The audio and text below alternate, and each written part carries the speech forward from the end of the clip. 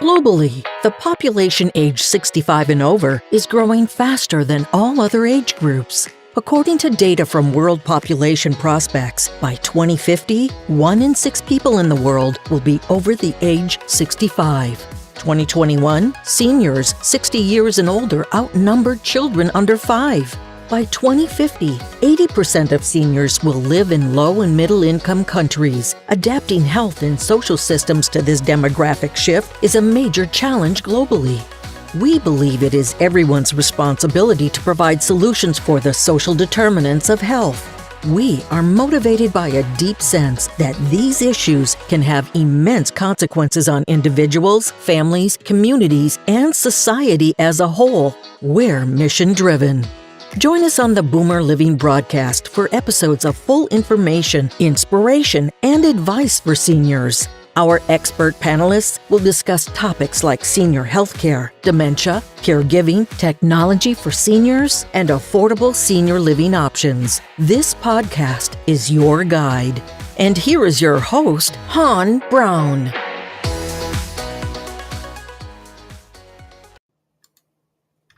Hi, I'm Han Brown, the host of the Boomer Living broadcast.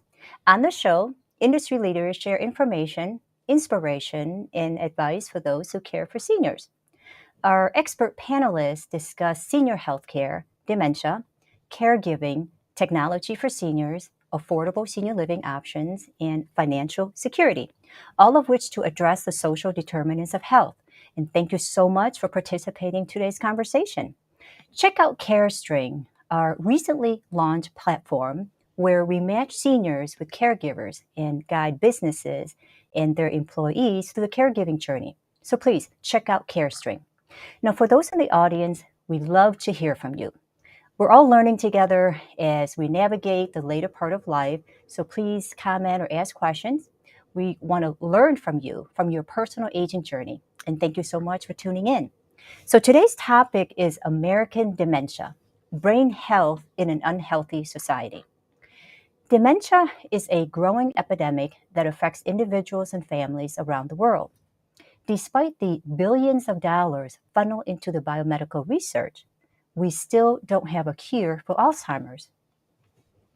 In fact, it's becoming increasingly clear that Alzheimer's is not one disease, but rather a syndrome caused by many different age-related processes. We need to take action now if we want to protect our brains and prevent dementia from becoming even a bigger problem. This means making lifestyle changes like exercising more, eating better, healthier, reducing stress. It also means supporting research that looks at complex causes of dementia and finding new ways to treat it. So today, my guests are Dr. Peter Whitehouse and Dr. Daniel George. Dr. Peter is a professor of neurology, Case Western Reserve University, a professor of medicine at University of Toronto. He's also the co-founder of the Intergenerational Schools, a network of unique public multi-age community schools in Cleveland, Ohio. Dr. Daniel George is a medical anthropologist and an associate professor in the Department of Humanities and Department of Public Health Sciences at Pennsylvania State College of Medicine. So, Dr. Peter and Dr. Daniel, welcome to the show.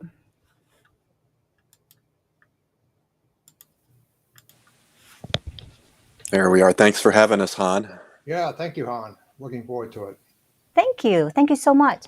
So, aside from your professional life, please share with us something personal about yourself. Go ahead, Dr. Peter. So, grandfather of 4, which connects into my work on intergenerational schools and learning. Photographer, nature lover, camper. How about you, Dr. Daniel? Yeah, no, I appreciate the invite, Han, and just the offer to tell a little bit personal story to start with here. So one fun fact about me, I'm in a Beatles cover band in Hershey, Pennsylvania. So I'm a big fan of the Beatles, big fan of music, both personally and in dementia care, which I think we'll maybe circle back to at some point. But yeah, I'm a medical anthropologist by training. I've been a caregiver in my family for a great aunt who had dementia. And so I really genuinely appreciate your interest and your personal experiences and those shared by people in your listenership. And I look forward to talking today about this very complex issue that you've already outlined. Thank you. Thank you so much. Well, dementia is a debilitating disease that robs people of their memories and impair their ability to think and reason. So let's talk about the American Dementia Brain Health in Unhealthy Society. So, Dr. Peter, how would you define Alzheimer's disease and how does it relate to dementia? First, I really appreciated your introduction. As Danny said, you captured the fact that it's complex. It's not the story we hear in the mainstream media from groups like the Alzheimer's Association. It's not something that's going to be fixed with a single or even a cocktail of drugs. So that's what it's not. So dementia is the more general term. And that is a label we give. It's an unfortunate one in the sense that it has that kind of negative connotation to anybody at any age who has challenges with thinking. It can be memory, it can be attention, it can be language. And that can be caused by a number of different things, all the way from brain infections to strokes to aging itself to a degree. That's to say, there are age related changes, which when they get exaggerated, and these are pathological features that we see under the microscope, the so-called senile plaques and neurofibrillary tangles, we then think they play a role in affecting cognition. Alzheimer's used to be considered a single disease, which Dr. Alzheimer, that it was named for, characterized by looking under the microscope and seeing these plaques and tangles. But we now know it's a continuum of aging, and under that one category of dementia, there are many categories, but now we know that Alzheimer's, as you said, is heterogeneous. It has lots of different things. It's better called a syndrome or a set of conditions rather than a single disease. Yeah. So do you have any thoughts on that, Dr. Danny? Yeah, I think the least common form of Alzheimer's disease is just plaques and tangles, right? As Peter's saying, you so often see mixed dementias with Alzheimer's. And just to elaborate on Peter's point, what that means is that you see features of vascular disease, small strokes in the brain that often co-occur with plaques and tangles. There are other abnormal proteins like TDP43, white matter disease, other things frequently co-occur with the plaques and tangles. So yes, we're dealing with something that's plural, not a singular disease, even though that's the way we sort of colloquially talk about Alzheimer's. One of the big things that Peter and I are going to push today and in our book is just trying to be honest and tell the truth about the nature of the challenge that we're facing. And what the implications are for curing Alzheimer's disease, because the proposition of curing a plural syndrome is much different than curing a singular disease, right? So I think as Peter has already juxtaposed, you won't hear that from the pharmaceutical industry, you won't hear that from the Alzheimer's Association all the time, but I think we really need to be truthful about the nature of this challenge. Thank you. Thank you for your forthright. So what can we do as a society to create a more supportive environment for those with dementia? So, I mean, that is exactly the right question. We can do things for ourselves, but the most important question is, what can we do as a society? And that's a huge topic, because Danny and I believe that understanding our thinking and telling the truth about dementia and brain aging is going to have ramifications for society in many other ways. What do I mean by that? I mean, if we had a society, as we have had in the past, that supported public health, that supported access to education, that supported more strongly than we are today, clean water and clean air, and got toxins like lead out of our water supply. We've done some of these things in the past, and we need to do more of it, because if we do those kinds of things, it's going to be good for the brain, it's going to be good for individual health, is going to be true for collective health. So in a world facing the climate crisis and social injustice, dementia can be a lever for thinking differently that will make changes that can change society at large. What's your take, Daniel? Yeah, and think about how different that is from the normal story we hear about Alzheimer's disease, which is that if we just unleash markets and fund research, there will be a cure produced over time. Or if we don't have a cure, the market will produce preventive measures, video games, or brain fitness games, supplements, nutraceuticals that will prevent Alzheimer's, full stop. Uh, but what we're really trying to anchor in the book is a message that the collective investments that we made in the mid 20th century, which we can elaborate on more later, are really what have affected, as you talked about, Han, earlier, the social determinants of brain health for many people over the 20th century. And that's what is manifesting in what we see in the United States and in multiple other Western countries as a reduction in dementia. It's those public health, public policy moves to get lead out of gasoline, to get healthcare to more people, to lower smoking rates. Those are the things that we know affect brain health over decades for many millions of people. Very true. So I'm going to ask a question. It's a loaded question. It's a huge with some absolute, perhaps, answers that you can provide. So what can we do as a society to ensure that everyone has access to brain healthy foods and exercises? So I think the unit to focus on mostly is community. So we know that your health and your brain health is determined by your zip code. So you may live in a neighborhood that has a so-called food desert. You can't get healthy foods. You may live in a place where you'd like to go outside and walk, but it's dangerous because the community is not safe. So this makes the issue really hard in the sense that these are pretty fundamental changes in our sense of justice in society and our sense of relationship to nature. That's one thing I will always emphasize. We modern human beings somehow think we're above nature. And the climate crisis and other things are telling us, no, we've got to learn to live with nature. So my own particular shtick includes a lot of camping and being out in nature, because I think that's really fundamentally very healthy for human beings and communities. So there's an age-friendly community movement going on in the World Health Organization. There are dementia-friendly communities. What I say is we're all at risk for dementia. We're all aging. So let's just focus on making friendlier, brain healthier communities. Yeah, and to that I would add, we tend in this culture to responsibilize individuals for their own brain health, right? It's your job to prevent dementia and to keep your brain healthy. But in the book, we have a chapter, for instance, on the Fight for 15, which is a movement to get a living wage for people in the fast food industry. And the sad truth is that if you are working poor in this country, or even middle class in this country, it's very hard to live a life that's healthy and good for your brain. People just don't have time. People are stressed out. People can't eat healthy diets, as Peter is saying. The Mediterranean and low sodium diets that we know are brain beneficial are very expensive and very hard if you don't have a whole lot of money or time.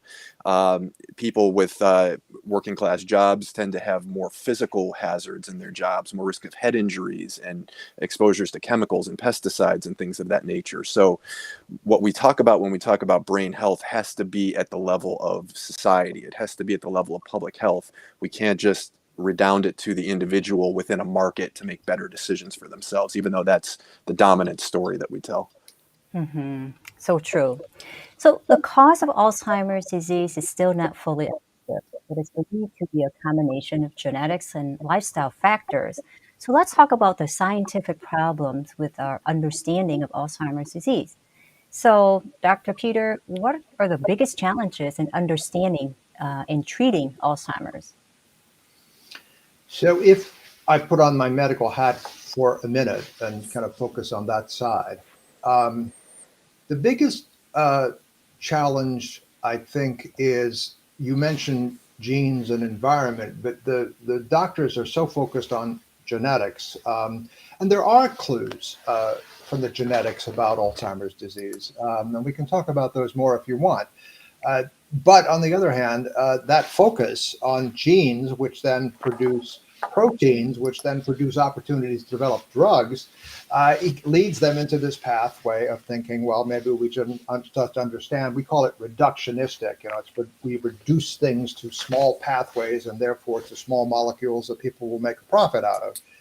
So the doctors, for example, talk about personalized medicine as if somehow it's your genes that determine your whole health, and we just have to understand your genetic map in order to make therapies for you. We believe that personalized medicine comes from understanding who you are as a person, which is your narrative, which is what the community you live in. And that is very hard for doctors to take as a perspective. In fact, I would say one of the biggest problems in medicine in general is we separated medical schools, and for that matter, nursing schools and social work schools, all of whom are important in the care of people with dementia, from public health schools. So doctors have got to get off this bandwagon of it's me and my patient and my practice. No, it's not. It's you and your community and your public health responsibilities. Very true. I think we're all inclined to stay within our department, our silo, but in a case like this, it's a whole body. It's individual, it's society, it's policymakers. So it's a huge paradigm shift, and I appreciate your work, and this conversation that we're having, and that explains the driving force, at least my desire to bring awareness to this very complex disease. So thank you. We thank you. Yeah. Now, I know we talked about this, but why do we still know so little about Alzheimer's disease? I know there's a lot of progress, but there's a lot to go. Can you explain that? Yeah, I can take that one. I think it's a paradox, right? In the sense that the more we know about Alzheimer's, the less we know, because when you start studying it, as we've already talked about a little bit, what emerges from this condition is that it's syndromal, that it's heterogeneous, that it's multifactorial. There's no simple story about what Alzheimer's disease is. It can't be reduced, as Peter said, to one simple single mechanism disease.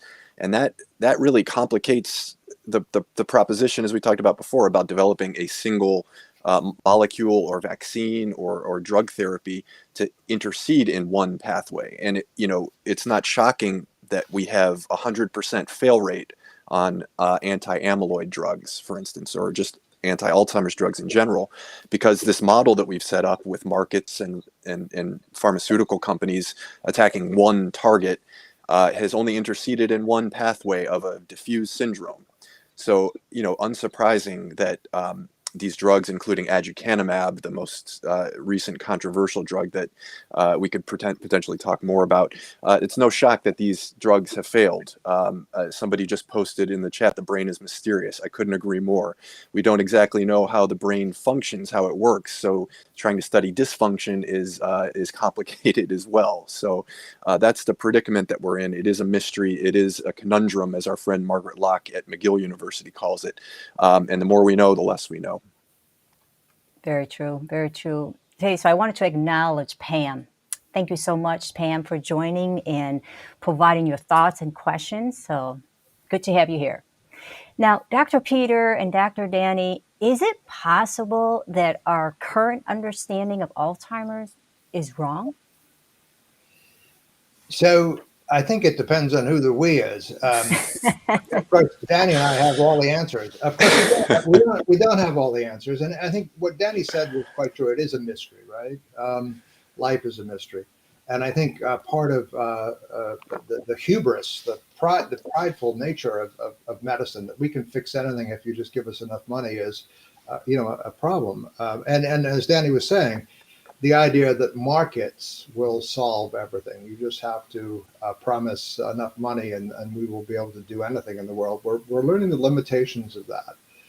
I wouldn't want, though, what we're saying to sound nihilistic, because the irony of this is, yes, it's more complicated than the Alzheimer's Association, U.S. Against Alzheimer's, try to claim, but the answers are actually quite simple in the sense that we're talking about creating healthier communities. We're talking about listening to your grandmother, everything in moderation. We're talking about healthy eating. And the darn thing about this, if we were to have a society where we allowed that to be available to more people more equitably, and we didn't have, a bunch of billionaires who are ruining the planet and then launching themselves in rockets to get off the planet because they screwed things up back home, pardon my language. If we didn't have this income inequity and we had these opportunities, we would be happier. I mean, COVID is telling us somehow what we value in life is not it shouldn't be consumerism. It's all about, being in family and being in community. So that's why we keep saying the stakes for this are high, complicated, but in some sense the answers are not only simple, but they're the answers to a lot of things that make us unhealthy in society. Yeah, I hear you. I think often we might say it's genetics, um, something that we may not have as many choices for. But I personally, I don't know what others might think, but we do have empowerment to take ownership of where we are in the future. Now, sure, like you said, inequitable, your zip code, where you live, and so forth. I get that. But even with that, we still have choices. And every day, those choices will determine the quality of life where you are and where you're heading to. So, and COVID has been a great revealer of everything that we already know, but exponentially uncovered. And also, and I hope that it will also uncover that you are empowered to be more proactive of your health, and that your health isn't within the room or the of your doctor's office or the hospital. Your health is everyday choices that you make. Yeah, and I think I was just on a meeting of an international group called Reimagining Dementia. So let me just put a plug in for empowerment, as you said, but empowerment based on using the human imagination, perhaps our biggest attribute as a species, to see where we want to go. If we can see in our minds where we want to go and feel it in our hearts, then we can go there. And that's what we need to do. And if I can add to that too, you brought up COVID, Han, which I think is a great parallel with Alzheimer's because it holds a mirror up to the structural problems in our society. And you think about the problems that we had 2 years ago at this time with surveillance, contact tracing, all of these public health cuts that have been made over decades. As we've moved to, towards a more privatized model of healthcare, we've tended to cut our public health infrastructure and programming, and that the chickens came home to roost with COVID, and we had a totally ineffectual response on the front end because of our lack of public health work. Also, if you look at nursing homes, we haven't talked as much about the care side yet, but nursing homes were decimated in the United States. Over a third of the deaths of COVID have been in nursing homes. And that's because in large part we warehouse our elders in those institutions, which is novel. It hasn't really happened until the last 100 years of human history that we've done that. But we also have widespread private ownership of a lot of these nursing homes, and there's minimal pay for workers there. There was minimal PPE, protective gear, on the front end of the pandemic. So a lot of the structural problems have not been resolved, but they allowed COVID to sort of ransack through nursing homes and through our society at large. And of course, I'll mention just in closing, who were the people who were most affected by COVID? It was essential workers. It was people on the front lines who have to work for a wage. We just didn't have the capacity to support those people or to even offer healthcare to everybody to get testing and those sorts of things. So again, COVID is a mirror that holds up the reality of our structural problems and the social determinants of health that are present both in Alzheimer's and in COVID. Amen. I echo that. So thank you so much, Danny. I want to acknowledge Gurpinder Singh. Go ahead, Danny. Take his comment. It's not a question, but go ahead and acknowledge that, please. Yeah, so he or she is making a very good point here about an unhealthy society and what defines an unhealthy society. And I will say on a positive note, the Lancet Commission came out with a report in a year ago. It was on dementia prevention, intervention, and care. And they found in their pooling of all of the data that of modifiable risk factors that about 40% of dementia risk is modifiable, right? And so, and I'm going to speak on the individual level here, but I want us to be thinking about how we can structure a society that scales this for many millions of people. But if we minimize diabetes, if we treat hypertension, again, the vascular links with brain health, if we lower head injuries, if we lower smoking rates, reduce air pollution, if we help people maintain more exercise and avoid excess alcohol, if we treat things like hearing impairment, which is something that doesn't get talked about a whole lot with brain health, if we help people maintain frequent social contact and social networks that we know are sustaining of relationships and bonds and brain health, if we encourage lifelong education for people, both formal and informal, all of these things, all of these inputs will affect our brain health in positive ways. But again, how do we structure a healthier society, to Gurpinder's question, a healthier society that maximizes or optimizes those outcomes for the most amount of people? So I'm going to add to that, because the way we do that is we support democracy. So let's throw into this equation that if we're going to make these change, we need to have a vibrant democracy, and we need to resist the fact that money has bought politics. And I would love to do a study that would demonstrate that people who are actively engaged in their local, state, and national politics have better brain health, because it is about sense of purpose. It's a sense of belonging. It's a sense of caring.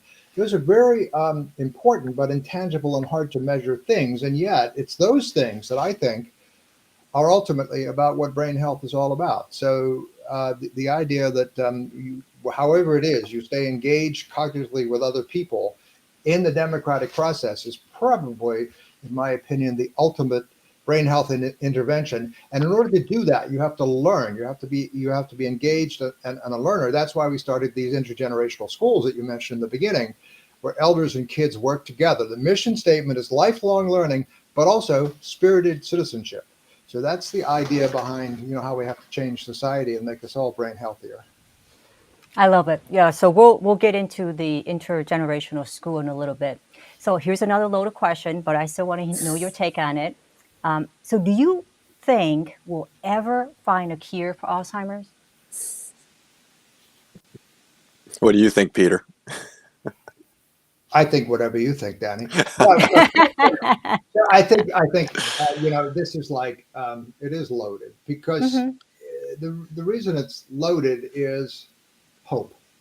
Yes. What are we supposed to say? No. Basically we are saying no, and we have to look for hope in other places. The no is, okay, change your question. I'm going to ask you, I'm going to comment back. How many cures? Since we think it's a syndrome and it's multiple things, it's not a question of a cure. It's a question of, okay, let's start at least talking about how many cures. As I said, the people who advocate for aducanumab say, well, it's not the whole answer, but then we've got this other drug and this other drug, and by the time you're finished, we'll have older people taking IV infusions, intravenous infusions, pills, who knows, brain transplants, electrodes in their brain. And it's going to be absolutely nuts because it is too complicated. The brain is too complicated. Aging is too complicated. And our individual stories are too complicated that one magic bullet, magic pill is going to be the answer. So I'm going to say, no, we're not going to find a cure for a single Alzheimer's disease. We are going to find the way to improve brain health by changing our society. And that's going to be a whole lot more exciting. And that is a legacy that we want to live those grandchildren, those 4 grandchildren I mentioned I have in the beginning, and other people's grandchildren too. And Danny's grandchildren when he has them. Go ahead, Danny. Yeah, no, that's well put, Peter. And I think, the hope message around cure is a very, very effective fundraising strategy, right? And I think we have to recognize that part of it. And it's helpful psychologically for people. I would love if my great aunt could have had a treatment for dementia that reversed her dementia. But I think we have to admit that that's in the realm of science fiction right now. It's not a scientific reality. But what is a reality are the things that we're talking about. It's how do we collectively engineer healthier societies that encourage prevention from womb to tomb? How do we care for people with dementia better? In Japan, for instance, they have universal insurance for long-term care. So people are guaranteed as a right of citizenship to have either institutional or in-home care. They don't live with the precariousness that we do. We could fix that. We choose not to. We could bring the arts into nursing homes, into skilled care units. We could fund people, fund artists to do those things that we know are beneficial to quality of life and to sense of purpose and sense of relationships, and good for brain health for people who are institutionalized. We choose not to do those things. Peter and I would rather frame our story of hope around just different solutions, or different, I hate to even call them solutions, they're ways of problem solving around a very complex issue that we're all dealing with. Hmm. Very true, very true. Thank you, Pam. I wanted to acknowledge, I echo with you, nature heals and re-energizes. Absolutely. So thank you. All right. So let's talk about the decline of dementia rates. So do you have any theories as to why dementia rates appear to be declining in the United States and other Western countries? Both of you. Yeah, and I can go first. I think I'm glad that you asked this now, Han, because it's such a good bridge for hope for us. This is the hopeful part of our story. The reduction in dementia rates that you're referring to have been observed since the 1980s, not just in the United States, but in Canada and in 4 Western European countries. And we've seen a 13% reduction in dementia. Remember, that's the umbrella category that Peter mentioned before, but a 16% reduction in Alzheimer's disease risk specifically. So when researchers have pooled the data from those countries, there are two really important patterns that emerge. One, we've done a better job of treating vascular health and vascular disease in those countries. And two, we've increased formal years of education for people who have aged in those countries over the last 50 or so years. Now, those things don't exist in a vacuum, right? We have to look at what changes were engineered in the mid 20th century after the Great Depression and after the World Wars and those traumas.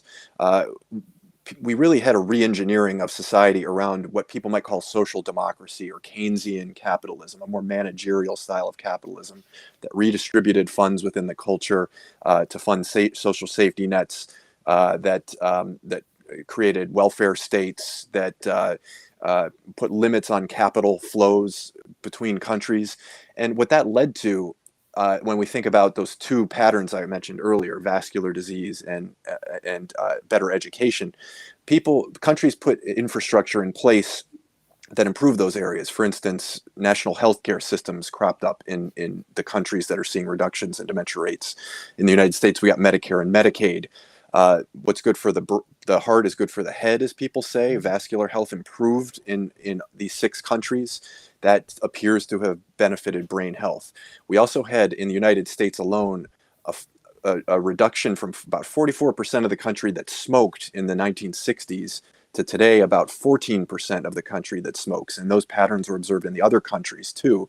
Again, better vascular health, better brain health.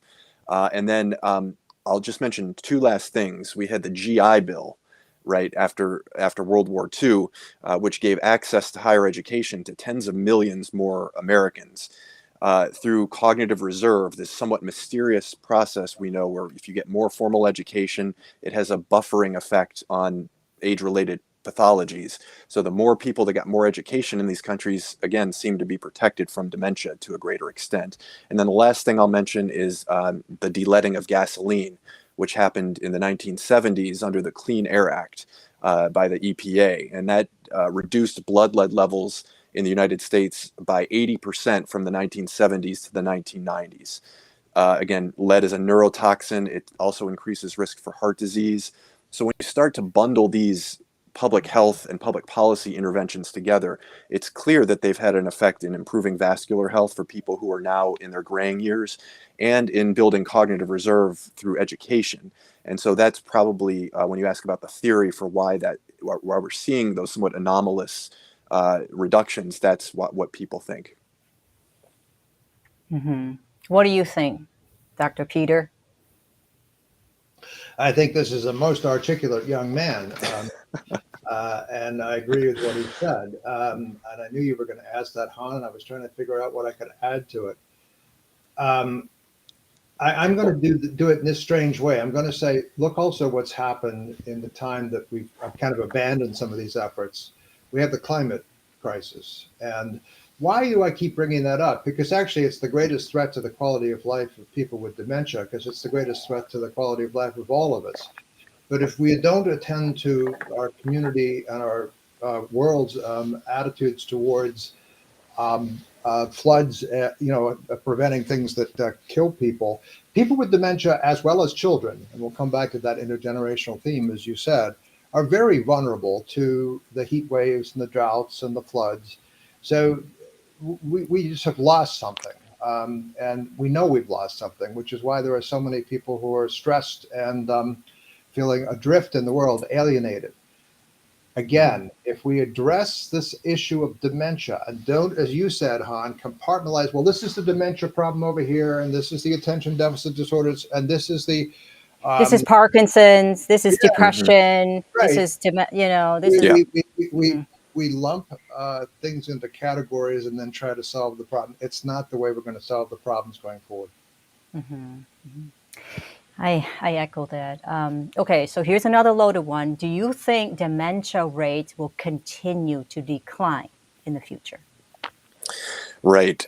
Well, there's some discouraging trends, unfortunately. So I talked a few moments ago about the changes that were made in the mid 20th century as a response to the traumas of that period. But we also had similar changes happen in the 1970s in response to the crisis of that era, which was stagflation and the oil shocks. And what the solution was in that era was to liberate markets, right? It's often called neoliberalism or hypercapitalism or market fundamentalism, unleashing markets to try to solve problems and stimulate the economy.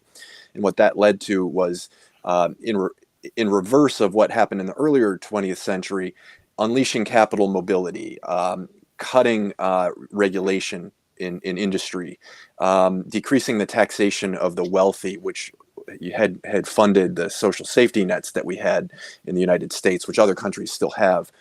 So those changes have manifested in really troubling ways, and I'll just speak to a few of them. One, we've had a resurgence in vascular disease. So a lot of the improvements that we've seen over the 20th century are now being reversed. So according to the CDC, 6 in 10 Americans live with at least one chronic disease. Okay, that's affecting vascular health. That's doubtlessly going to affect brain health for the country. We have a situation now where we're dealing with another lead crisis, right? This time it's not from gasoline like it was in the 70s from leaded gasoline. It's in our water, right? It's in the old aging water mains. Again, public health, right? Our failure to modernize our water mains and make decisions in places like Flint in the interest of cutting taxes and saving money has led to lead being in the water in almost every major city in this country. In Cleveland, where I'm from and where Peter lives, the lead levels are actually higher than in Flint. So anywhere you measure lead, there's going to be lead in the water. Lead is a neurotoxin, as I mentioned. This is a catastrophe for brain health that we're just allowing to happen.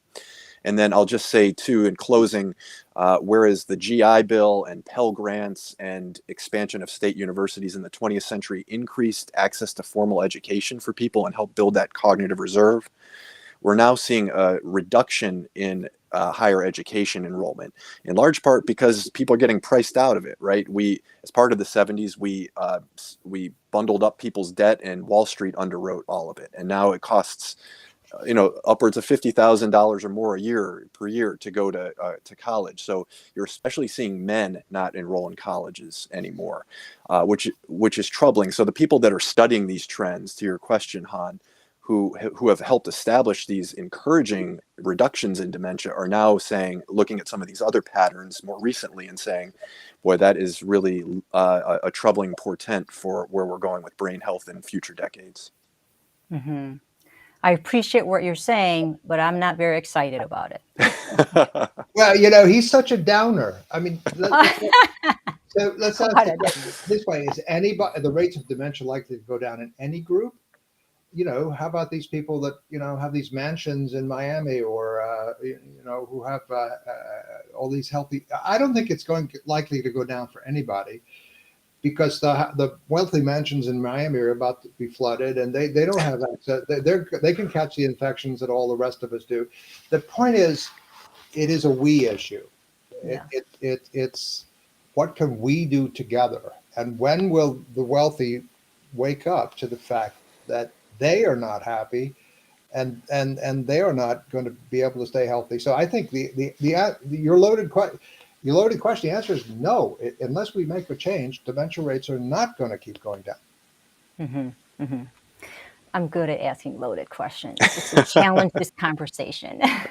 We appreciate it. Well, we keep giving you loaded answers back. That's true. Okay. Well, I want to acknowledge Madeline Diga. She's saying that I believe prevention is better than treating the issue. And I echo that. And thank you, Canada, for participating today. And Melinda Bargard, again, thank you so much. Fascinating conversation, much appreciated from this music therapist for over 30 years. Well, we appreciate what you do in music Mhm. therapy. It is much needed in dementia. And I learned that firsthand from my mom. She loves music, and that is one thing that she relates to. It calms her, it makes her smile, and it's good for everybody, particularly for those with dementia. So thank you. Thank you, Melinda. So I'm going to go into hope, intergenerational school. So, what hope does an intergenerational school in the arts provide for loved ones with dementia? So I think we've emphasized that we think that education, learning, is an important part of brain health. Um, Not narrow focused video games or brain fitness, but social engagement in ways that imply a commitment to helping everybody in the community learn. As we were talking about a minute ago, we tend to compartmentalize things, right? So we tend to compartmentalize, well, here's adult education, there's the senior program, there's the elementary school, there's the high school, et cetera, et cetera. Well, the intergenerational school was founded in 2000 by my wife and others, where we bring elders on a regular basis into relationship with elementary school kids in Cleveland. There are now three of them. Relationship is the key. It's not that the seniors sit in little chairs and learn their alphabet all over again. Not no. It's that the kids either go to the long-term care facility or come out into a space designed in the school for conversation, for relationship, for storytelling.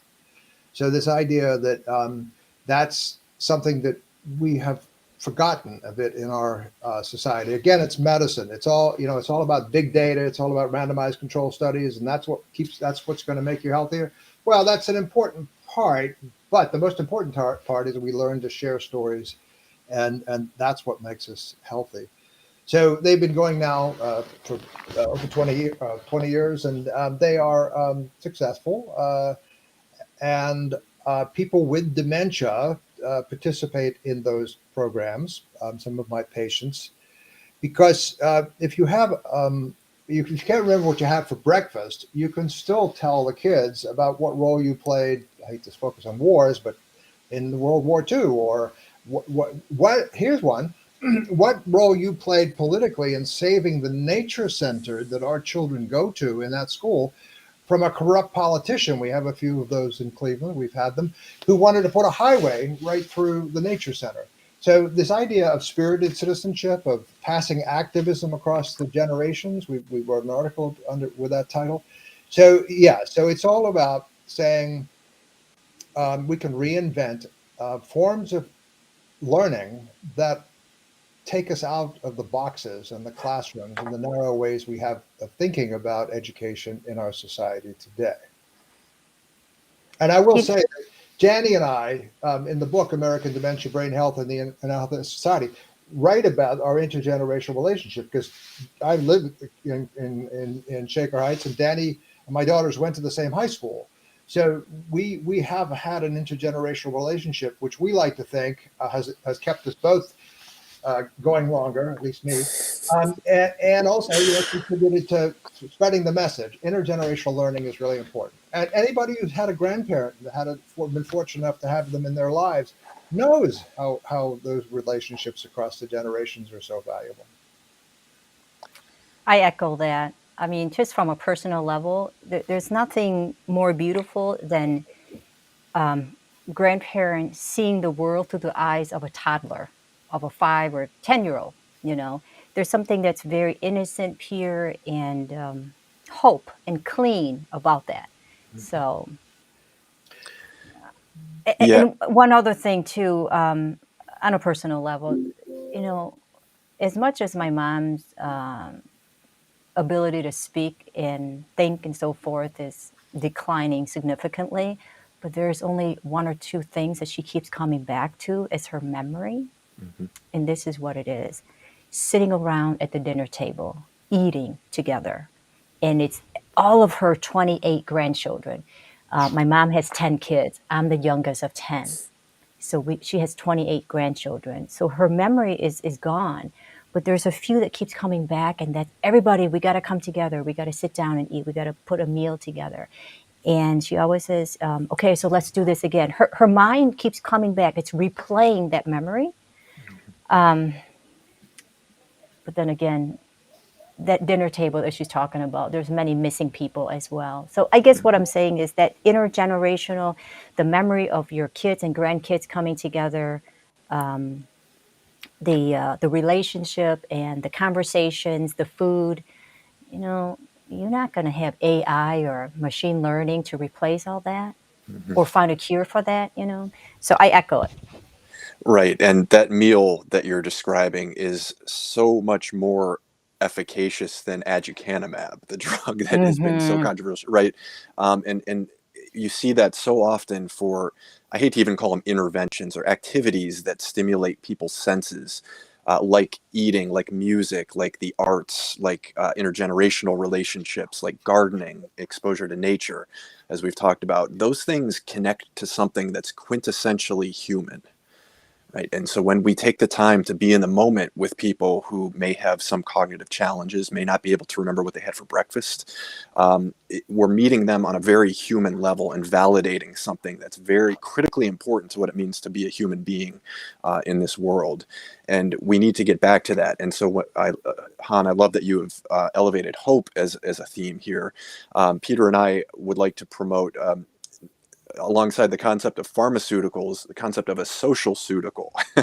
Mm. Somewhat of a tongue-in-cheek concept, but it gets at this idea of getting back to something very profound and foundational in what it means to be human, and giving that to people. And I see in the chat that people are talking about trivia that's done at Alzheimer's centers and music from the era from the 1930s and 40s. I had just had a medical student who published a paper. He developed personalized playlists for nursing home residents based on their predilections from their youth. And he brought the caregivers, their family caregivers, in to listen to that music with them. People come to life with music, right? They dance, Mhm. there's rhythm. Music is almost deeper than language in the human experience. And so when you see a real metamorphosis, even if it doesn't last beyond the activity itself, those are the most profound things that we often see in dementia care, far, far more powerful than anything in the drug pipeline. Absolutely. Thank you so much. Okay, so I'm going to go to the climate change in relation to population aging. Okay, so what are your thoughts on the intersection of climate change and population aging? And do you think population aging is exacerbating this problem? Sure. I think when I was born in 1949, there were about 3 billion people on the planet. There are now almost 8 billion people. And there are a lot more older people like myself. And there are the successes of public health largely that have allowed us to live longer. So, by just the numbers, yes, we have a problem with the carrying capacity of the planet. And the other thing is, and this is called the great acceleration, because with that population growth, we got more carbon dioxide in the atmosphere, we got rising temperatures, and so on. So, I think we have to recognize um, that we are part of a generation, the baby boomers. Danny's a millennial, so that's part of our conversation. You know, I have contributed, um, and the question is, do we return to the roots of the '60s when we were fighting the Vietnam War and concerned about the environment, or do we rest on what aren't laurels? Frankly, do we rest on our legacy as a generation right now? I think it's time. And by the way, I've become more of an activist, so I would urge everybody to look at the third act, Bill McGibbon's new organization for experienced adults over the age of 60, where we're working on disinvestment and voting rights. So it is a time in my life, and I think for my generation, to work together with Sunrise Movement and Extinction Rebellion, the younger groups, to make a change in the world. The other thing I said it before, I think it's so important, is it's in our own self-interest, because quite frankly, we are going to be, as we age, the people that are vulnerable to the changes we're going to see. We can't move away as quickly. We can't handle ourselves when there's climate weather crises. And that I think is an issue of solidarity too between the elders and the youngsters. We are at phases of our life when we are more dependent on other people for various reasons. So that we need this declaration of interdependence across the generations, and not keep focusing on what Americans focus too much on is individual rights and individual autonomies and independence. We've never been independent in the sense that I'm using it here. And to recognize that and to celebrate our interdependence across the ages, I think is really a key part of it. Yeah. What's your thought, Danny? Yeah, I think to go back to COVID for a second, I think the hope at the outset of COVID was that crisis, as we've seen previously in history, that crises are the great drivers of change. Hope that this crisis would inspire some fundamental changes to the way things are structured in our society. That hasn't happened. I think the system that we're in is very resistant to change. As long as the money is flowing for people, the system isn't going to change. Climate change presents another potential crisis that we could leverage into changes if we can think collectively again and think about collective goals that we want to pursue. As it pertains to brain health, I just want to take a moment to think about what that could look like if we did act collectively again, as we did in the mid 20th century. But we've talked for decades and decades about universal health care, but when you think about vascular health and the fact that we have 80 million or underinsured people in this country right now, those are folks who are not getting care for diabetes and high cholesterol and hypertension, all of the things that are going to affect brain health. So if we could find a way to extend healthcare to more and more people, that would be very beneficial to brain health. I think we've talked in recent years about universal higher education. Offering free tuition to go to universities like they still do in many European countries, like we did in this country in the mid 20th century, and also offering free vocational training to adults or adult learning opportunities.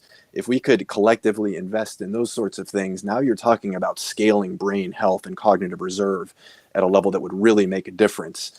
And then lastly, I mentioned the lead crisis already, and if we could find a way to invest in overhauling that infrastructure, that would produce manifold brain health for people. And then the last bit I'll talk about with the New Deal, they funded artists, right, to build murals. We built beautiful buildings, Art Deco buildings.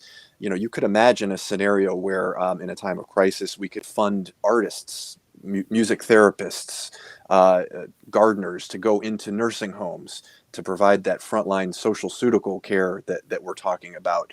We could make investments like Japan did in providing universal long-term care insurance for everybody.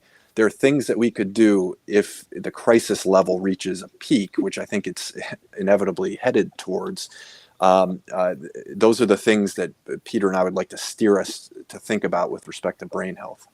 Could I just add something to that, which is looking backwards? I think we are beginning to realize that some of the indigenous people in the world have healthier attitudes towards nature than we do. And this often used expression of thinking about making decisions with 7 generations in mind. Actually, I sometimes say it's now we have to think with 70 generations in mind. Because we don't, I have grandkids. I've said that like 3 or 4 times, right? 2 boys and 2 girls, and they're really cute. But okay, so the fact is that we have to think about not only them, but their grandchildren. This is a time for human beings to think long term. Capitalism and voting is all about the next election or the next quarter. We have got to intergenerational relationships contribute to thinking about deep time, the time and the longer our responsibilities to our the idea that time is circular and that we are ancestors and descendants at the same time. There's a lot of rethinking of how we think about basic concepts like time.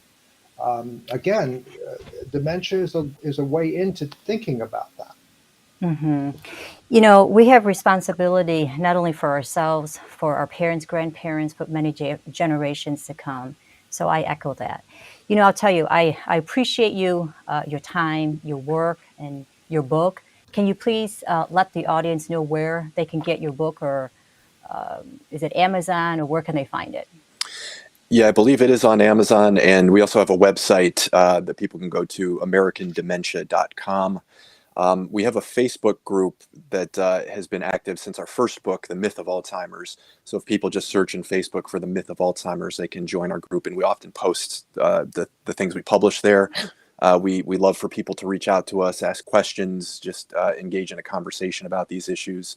So yeah, americandementia.com and Myth of Alzheimer's on Facebook.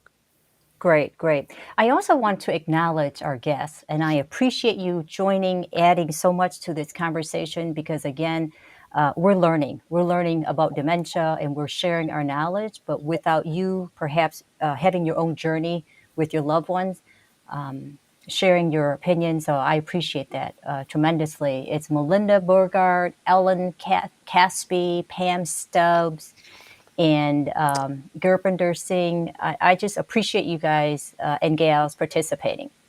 So, in closing, clearly we need to take a multi-pronged public health approach to addressing dementia. This means certainly not inclusively, but investing in research to find new treatments, cures, educating public health about maintaining brain health, and accepting people with dementia as they are while accommodating their remaining abilities. So it's a big undertake, and it's everybody's responsibilities. In the coming weeks, we'll be exploring a range of topics relating to aging and retirement. First, we'll take a look at the unique challenges facing baby boomers as they enter the later years. We'll also discuss the role of multi-generational wealth in retirement planning and how real estate investing can be used to secure a comfortable retirement. And finally, we'll talk about the importance of finding purpose in the later years and how to advocate for your health and wellness as you age. So, whether you're approaching retirement age yourself or caring for an aging loved one, these topics will provide valuable insights into the aging process. And remember, please subscribe to our Aging Media Show YouTube channel and our podcast on iTunes and Spotify, Boomer Living Broadcast. Again, thank you so much for joining today's conversation, and have a great day.